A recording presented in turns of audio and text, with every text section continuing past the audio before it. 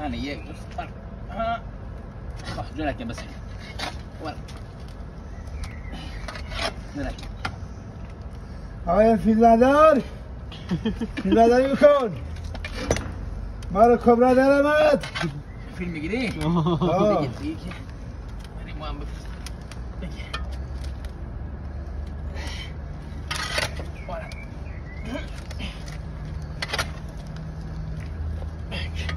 بس ورا بس اوه یا ابوالفتح چه ماریه یا ابوالفتح برا بس واسه سنگینه نمیتونم بلند کنم میره همه ریسه ها برا بس حالا فیلمبردار حواس جمع بشه ها حواس جمع بشه که تمام شد نه بابا تازه راه سرویس پنل آیا گفت جویانو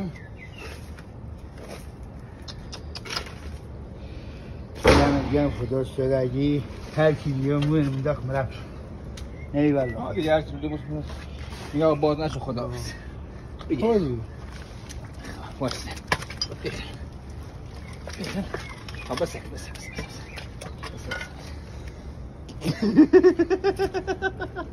به خدایا تو همچین موجودی هم چه دیده بودی زیخاکیه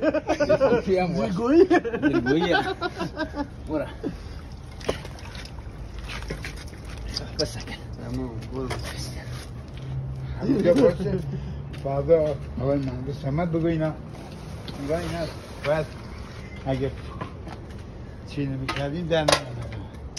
من نگاه کنم چند سال کار میگه بار چیز دیدم واقعا می‌دونیم ما هم ندیدیم خب من ندیدم یه جوری نگاه لوله عجیب بود 120 تا 220 تا 220 تا این لوله‌ای بر 120 بریم کلمه رو توش نیست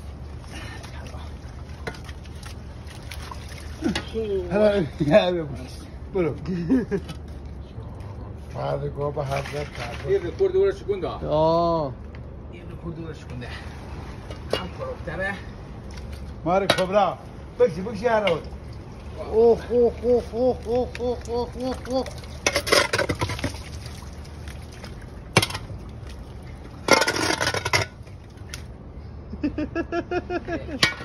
دو سه چهار